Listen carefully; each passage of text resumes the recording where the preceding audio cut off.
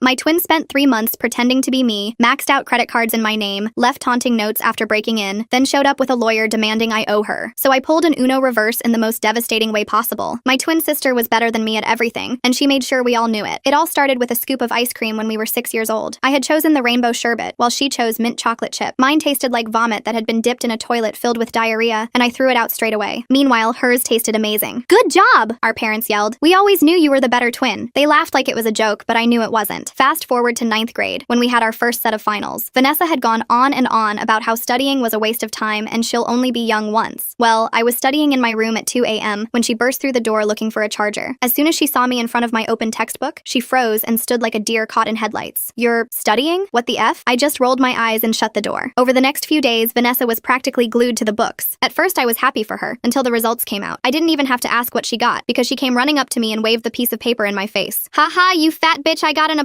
Let me see what you got." I showed her my A and she bent over from how hard she was laughing. "I effing knew I was smarter than you." But the worst part came later, when we were all at the dinner table. My sister whipped out a laminated copy of her exam paper. My parents didn't even wait to ask me what I got before singing her praises. Meanwhile, our dad was beaming with pride. "I got an A," I whispered when the kitchen got a little quieter. "You need to start being more like Vanessa," my mom instantly responded. From there, I started to isolate myself from the family. I'd spend all my time at home with our black cat Midnight and culled any urge to talk to them. So by the time college applications came around, I was practically buzzing with excitement to finally move out. Vanessa was beside me when she got the email from her dream college. She was bouncing up and down on the chair faster than a trained window girl. There it was, in plain red Arial font. Rejected. I could see the light in her eyes die out. After just 10 seconds of crying, she turned to me to ask a question. "Can you tell mom and dad that you accidentally deleted my acceptance email, and that's the reason I didn't go?" I sighed. "I don't know." "Thanks. You're the best," she interrupted. For the next few weeks, Vanessa was less mean to me than usual to thank me for the favor. We were sitting at the dinner table a few weeks later when I asked her to pass the carrots. "Why would I pass you anything, you conniving bitch?" she screamed. I slowly rubbed my temples, bracing myself for what was to come. Mom Daisy, my name, deleted my college acceptance email and I missed the deadline to accept. My mom's fork clattered on her ceramic plate. My dad spit out his Dasani water. "We always knew you were jealous of Vanessa, but we never thought you would take it this far," my dad said with full confidence. I didn't talk to them much after that because we couldn't even get through a full sentence without them bringing up the college email. And when I finished high school, moving out was a no-brainer. I never even bothered coming home for the holidays, and talking to my parents was too frustrating, so I didn't do that either. Instead, I'd just order them gifts on Amazon for their birthday and Christmas. And since Vanessa never went to college, I'd get her something too. Fast forward to 4 years later when I finished university. I invited them all to my graduation, and it was the first time I had seen them in years. I met them for photos after receiving my diploma. "That could have been Vanessa," was the first thing my mom said to me. I pinched the bridge of my nose. "Yeah, the diploma should be mine," Vanessa added. They then proceeded to take my graduation gown and cap and put it on Vanessa to take pictures of her instead. They were looking back at the photos I took when Vanessa noticed my finger covering the lens. "You always sabotage my success," she said. Something in me finally snapped. "Oh, sort of like when you got rejected from your dream college and let me take the fall?" My parents' jaw dropped. Vanessa's face went white. "What are you talking about?" She laughed, but it sounded forced. I looked straight at her. "Remember senior year? You asked me to pretend like I had deleted your acceptance email because you didn't want mom and dad to see you got rejected?" Mom was staring at Vanessa like she'd never seen her before. "Is this true?" she asked, voice shaking. Vanessa stammered,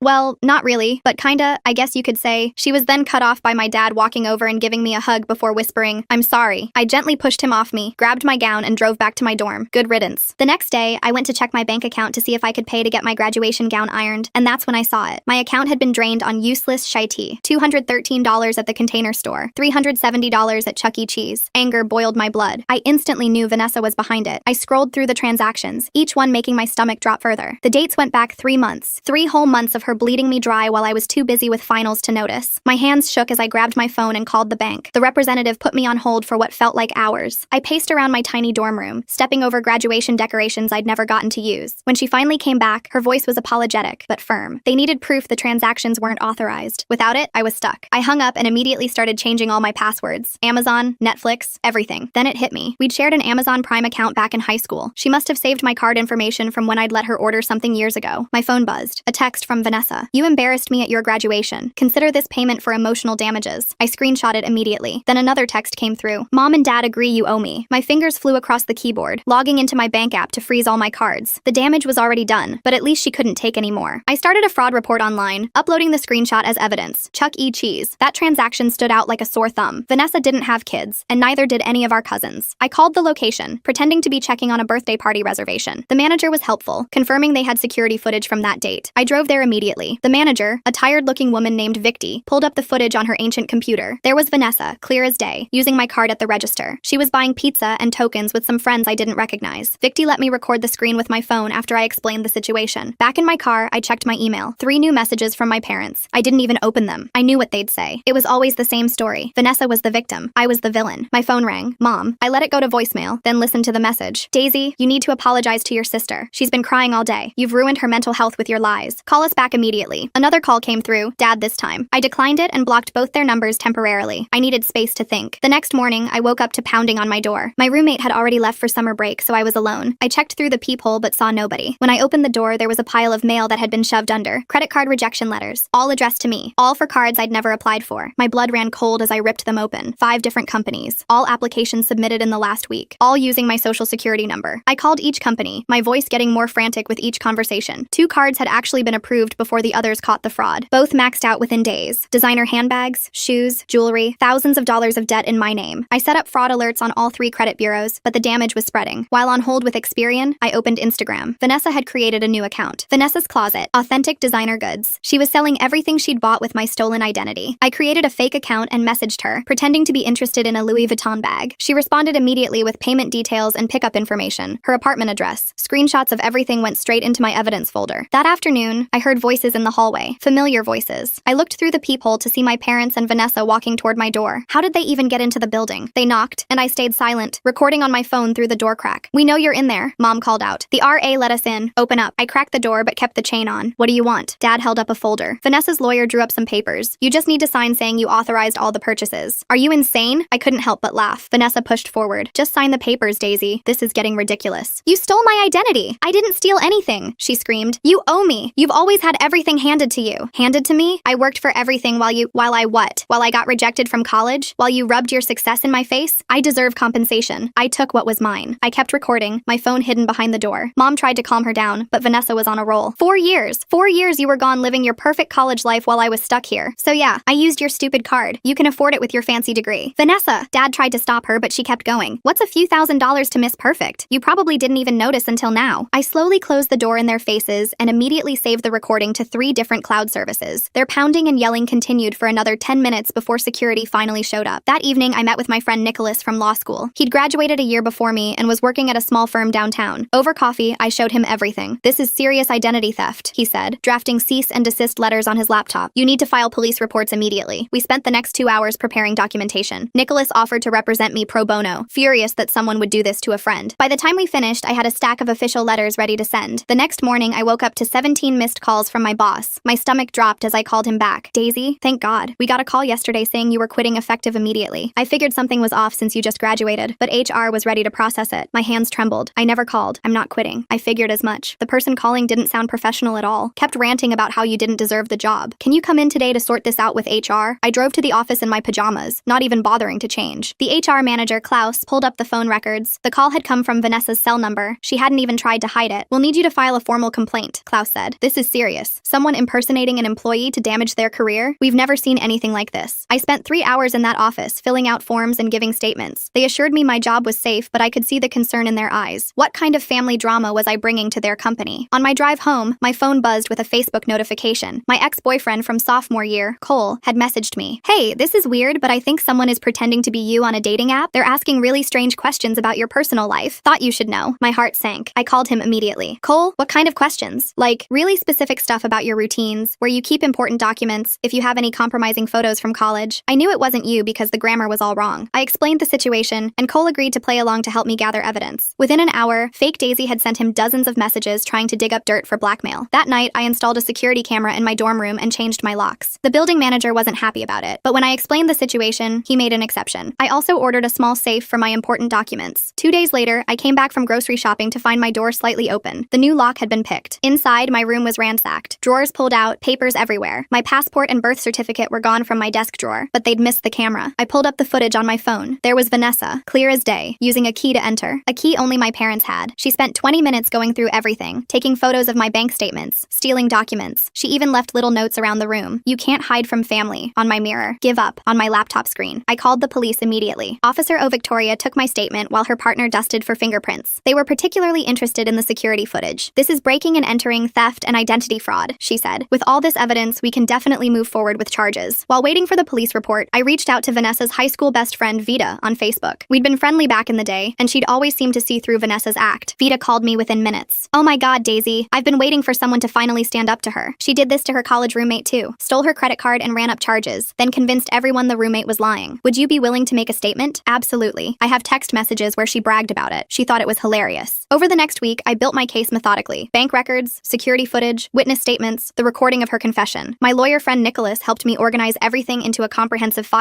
Then Vanessa made a mistake. She panicked. She called me from an unknown number, and I recorded the call. "Daisy, let's work this out. I'll return your documents and pay back some of the money if you drop everything." "Some of the money? I mean, I can't return the stuff I already sold, but I'll give you like half. That's fair, right? Fair? You stole my identity, Vanessa. You stole my life," she screamed. "You got to go to college, get a degree, move away. I was stuck here being compared to you every single day. That's not my fault." "Yes, it is. Everything is your fault. Mom and Dad only cared about your achievements. Daisy's doing so well in school. Daisy got another internship. What about me? You could have gone to community college, gotten a job, done something with your life instead of stealing mine." She hung up. The next day, my social media exploded. Vanessa had posted on every platform, tagging mutual friends, distant relatives, everyone. According to her posts, I was mentally unstable, had attacked her at graduation, was making up lies about theft because I was jealous of her. Some people believed her. I got messages asking if I was okay, suggesting therapy, wondering why I would make up such horrible accusations about my own sister. So I posted my own response. The security footage, the bank records, the screenshots, the credit reports, everything. The tide turned instantly. Comments poured in expressing shock, anger, disbelief that Vanessa could do something like this. Several people messaged me privately, sharing their own stories of her theft and manipulation. My phone rang. "Mom." I almost didn't answer, but something made me pick up. "Daisy." Her voice was small, broken. "We saw everything. The footage, the evidence. We didn't know. You didn't want to know. Can you come over, please? Your father and I, we need to talk to you, to apologize, to make this right." I drove to my childhood home for the first time in years. The house looked exactly the same, but somehow smaller. Mom opened the door with red-rimmed eyes. Dad sat at the kitchen table looking older than I remembered. The security footage played on loop on Dad's laptop. They'd watched it over and over, trying to understand how they'd missed this. "We failed you," Dad said simply. "We failed both of you, but especially you." Vanessa was there too, sitting in the corner like a scolded child. She wouldn't meet my eyes. "Tell her," Mom said firmly. "Tell her everything." And Vanessa did. How the resentment had built over the years. How every achievement of mine felt like a personal attack. How she'd convinced herself she deserved compensation for her pain. How it started small, just a few Amazon purchases, then spiraled out of control. "I was so angry," she whispered. "You got to leave. You got to become someone new. I was stuck being the failure twin." "You were never a failure," I said. "You chose to be. Every time you had an opportunity, you chose the easy way out. And when that didn't work, you chose to steal from me." The police reports were filed. The credit card companies launched their investigations. With all the evidence, my fraud claims were approved one by one. The money started returning to my account. Vanessa was charged with identity theft, breaking and entering, and fraud. Her lawyer negotiated a plea deal, community service and probation, mandated therapy. She had to pay restitution for everything she'd stolen. But more importantly, the truth was finally out. Family therapy started 3 weeks later. It was awkward, painful, full of tears and accusations. Years of favoritism, manipulation, and enabling behaviors were unpacked in that beige office. "I always thought I was helping," Mom admitted during one session. "I thought if I praised Vanessa more, she'd gain confidence. I didn't realize I was creating a monster and destroying another daughter in the process," the therapist added gently. Vanessa's individual therapy revealed deeper issues: anxiety, depression, a personality disorder that made her feel entitled to what others had. It didn't excuse her actions, but it explained them. Slowly, painfully, we rebuilt. Not the family we'd been, but something new. Something with boundaries, accountability, and truth. Vanessa got a job, started community college, began making her own life instead of trying to steal mine. I kept my distance at first, showing up for therapy, but nothing more. Trust, once shattered, takes time to rebuild. But gradually, I saw changes. Real changes. Vanessa apologizing without expecting forgiveness. My parents calling to ask about my life without comparing me to anyone. Family dinners where my achievements were celebrated instead of dismissed. It wasn't perfect. Some days were harder than others. Some relatives still believed I'd overreacted. Some friends chose sides. But for the first time in my life, I felt free. Free from the toxic dynamics that had defined my childhood. Free from the constant comparisons and manipulations. Free to be myself without apology or explanation. The girl who'd been told she was less than, who'd been blamed for her sister's failures, who'd had her success stolen and twisted, was finally standing in her own truth. And that truth had set us all free. The bank representative's voice crackled through my phone as I sat cross-legged on my dorm room floor, surrounded by printed statements and highlighted transactions. She explained the fraud investigation process while I furiously scribbled notes. The screenshot of Vanessa's confession text helped, but they needed more concrete evidence linking her to the unauthorized purchases. After hanging up, I methodically went through every transaction. The Container Store purchase happened during my organic chemistry final. Chuck E. Cheese was the day after my thesis presentation. Each charge coincided with moments when I'd been too overwhelmed to check my accounts. My laptop dinged with a new email notification. Another credit card rejection letter, this time forwarded digitally. My hands trembled as I opened it. Capital One, application submitted yesterday. Same social security number number, different address, Vanessa's apartment. I immediately called Capital One's fraud department. The representative confirmed 5 more applications had been submitted to various banks over the past week. My stomach churned as she listed them off. Some had been flagged as suspicious, but 2 had already been approved and cards expedited to Vanessa's address. While still on the phone, I logged into Credit Karma. My credit score had plummeted 150 points. Years of careful financial management destroyed in days. The representative walked me through placing fraud alerts, but warned that damage already done would take months to repair. My dorm room suddenly felt suffocating. I needed air, needed to think. Grabbing my evidence folder, I headed to the campus library. The walk cleared my head enough to formulate a plan. First, I needed to document everything meticulously. Second, I had to prevent further damage. Third, gather enough evidence to stop Vanessa permanently. The library was nearly empty, summer session meaning fewer students around. I commandeered a study room and spread out my materials, bank statements, screenshots, rejection letters. The pattern became clearer with everything laid out. Vanessa had been testing the waters for months with small Amazon purchases before escalating to the credit card fraud. My phone vibrated. Unknown number. I almost ignored it, then remembered I'd blocked my parents. Sure enough, Mom's voice filled my ear when I answered. Daisy, this is ridiculous. Your sister is distraught. She says you're making things up because you're jealous of her new business venture. New business venture? I couldn't hide my disbelief. She started selling designer goods online. Very entrepreneurial. Unlike someone who just throws accusations around. I hung up without responding. Opening Instagram, I searched for Vanessa's new account. There it was. Vanessa's Closet. Posted just hours ago were photos of designer handbags, shoes, and jewelry, all purchased with my stolen identity. The prices were marked up significantly from retail. Creating a fake account took minutes. I messaged about a Gucci bag, playing the part of an eager buyer. Vanessa responded almost immediately with payment instructions and pickup details. Her apartment address, cash only, available tomorrow afternoon. I screenshot everything. The next morning arrived with more chaos. My email inbox contained 3 more credit card rejections and 1 approval. Discover had somehow approved a card with a $5,000 limit despite the fraud alerts. I called them immediately, but the card had already been maxed out and closed within hours of approval. I drove to Chuck E. Cheese hoping to catch the manager, Victi, during a slow period. The restaurant smelled of pizza grease and industrial cleaner. Victi remembered me from my previous call and was surprisingly helpful. She pulled up the security footage on the ancient computer system, showing Vanessa clear as day using my debit card. Can I get a copy of this? I asked, trying to keep desperation out of my voice. Victi glanced around nervously. We're not supposed to, but she pulled out her phone. Record the screen. I'll pretend I didn't see. I thanked her profusely, making sure to capture Vanessa's face clearly in the footage. She was laughing with friends, swiping my card like it was nothing. The timestamp matched perfectly with my bank statement. Back in my car, I noticed several missed calls from an unknown number. The voicemail made my blood freeze. It was my boss. Daisy, we received a concerning call about you today. Please contact HR immediately. My hands shook as I called the HR department. Klaus answered on the second ring, his voice professional but concerned. Someone called claiming to be you, saying you needed to quit immediately due to mental health issues. The caller was quite graphic about your supposed breakdown. That wasn't me, I managed to say through gritted teeth. We figured as much. The caller kept ranting about how you didn't deserve the position. Can you come in to file a report? I drove straight to the office, not caring that I was wearing yesterday's clothes. Klaus had already pulled the phone records. The number belonged to Vanessa's cell phone. She hadn't even tried to mask it. This is serious harassment, Klaus said, typing up the incident report. We'll need documentation for our legal department. 3 hours later, I finally left the office with assurances my job was safe, but the damage to my professional reputation worried me. What if Vanessa contacted other potential employers? My phone buzzed with a Facebook message. Cole, my ex from sophomore year, had sent a screenshot. Someone using my photos had matched with him on a dating app, asking invasive questions about my college years. I called him immediately. What kind of questions? Where you lived, who your roommates were, if you had any embarrassing photos or stories. I knew it wasn't you because they kept calling me the wrong name. We devised a plan. Cole would play along, gathering evidence while I documented everything. Within hours, fake me had sent dozens of messages trying to extract blackmail material. The grammar was atrocious. Clearly Vanessa's writing style. That evening, I invested in security upgrades. A camera for my dorm room, new locks, a small safe for important documents. The building manager initially protested but relented after I explained the situation. I also changed every password I could think of, using a password manager to generate complex combinations. 2 days passed in relative quiet. I used the time to organize evidence, file police reports, and work with Nicholas on legal documentation. He'd drawn up cease and desist letters and helped me understand my options for pressing charges. Then I came home to find my door ajar. My new lock had been picked, the door frame showing fresh scratches. Inside, chaos. Drawers emptied, papers scattered, personal items rifled through. My passport and birth certificate, which I'd stupidly left in my desk drawer, were gone, but the camera had caught everything. I pulled up the footage on my phone, my anger building with each second. Vanessa entered using a key, one only my parents had. She spent 20 minutes ransacking my room, photographing financial documents, stealing identification papers. She even paused to leave notes. You can't escape family, taped to my mirror. Give up, stuck to my laptop. I called 911 immediately. Officer O. Victoria arrived within 30 minutes, her partner beginning to dust for fingerprints while she took my statement. This is breaking and entering, theft, and identity fraud, she said, watching the security footage. With evidence this clear, we can definitely press charges. While waiting for the police report, I remembered Vita, Vanessa's high school best friend. We'd been friendly enough, and she'd always seemed to see through Vanessa's manipulations. I found her on Facebook and sent a message. Her response came quickly. OMG Daisy, I've been waiting for someone to finally call her out. Can I call you? Within minutes, Vita was spilling years of witnessed manipulation. She did this to her freshman roommate too. Stole her credit card, ran up hundreds in charges, then convinced everyone the roommate was lying. I have screenshots of her bragging about it. Would you make an official statement? Absolutely. I'm tired of watching her hurt people. Over the following days, I built my case methodically. Bank records showing unauthorized transactions, security footage from multiple locations, witness statements from Vita and others who'd come forward, the recording of Vanessa's confession through my door. Nicholas helped organize everything into a comprehensive legal file. My phone rang constantly. Unknown numbers I assumed were my parents. I let them all go to voicemail, focusing on damage control. Each credit bureau now had extensive fraud alerts. My bank issued new cards with enhanced security. My employer documented the harassment for potential legal action. Then Vanessa panicked. The call came from an unknown number late one evening. I almost didn't answer, but something made me hit record first. Daisy, we need to talk. This has gone too far. You broke into my room, Vanessa. I was looking for something that belonged to me. What could possibly belong to you in my dorm room? She paused, clearly not expecting the question. Look, let's make a deal. I'll return your documents and pay back some of the money if you drop all this. Some of the money? I can't return what I already sold, but I'll give you half of what I made. That's fair. Fair? You stole my identity. You tried to get me fired. You're destroying my credit. You destroyed my life. Her composure cracked completely. You got everything. College, freedom, a future. I was stuck here being reminded every day that I wasn't you. So you decided to steal my life instead of building your own? I deserved compensation. 4 years of being compared to perfect Daisy. 4 years of, why can't you be more like your sister? You owe me. I owe you nothing. You made your choices. My choices? I didn't choose to be rejected from college. I didn't choose to be the failure twin. You chose to lie about it. You chose to blame me. You chose to steal from me instead of taking responsibility. She hung up, but I had everything recorded. The next morning, my social media exploded. Vanessa had posted across every platform, tagging mutual friends, distant relatives, everyone we'd ever known. According to her posts, I was mentally unstable, jealous of her success, making up elaborate lies because I couldn't handle her entrepreneurial achievements. Some people believed her. Messages poured in asking if I was okay, suggesting therapy, wondering why I would fabricate such accusations. Others who knew us better expressed doubt, but Vanessa had always been convincing. So I fought back with truth. I created a comprehensive post with evidence. The security footage of her breaking into my room, bank statements showing unauthorized charges, screenshots of her selling stolen goods, the credit reports showing fraudulent applications. Everything laid out chronologically and clearly. The response was immediate. Comments flooded in expressing shock, anger, disbelief. Several people messaged privately sharing their own experiences with Vanessa's theft and manipulation. Former classmates, co-workers, even extended family members she'd scammed over the years. My phone rang. Mom. I stared at the screen, debating. Finally, I answered. Daisy. Her voice sounded different, smaller. We saw your post. The video. Is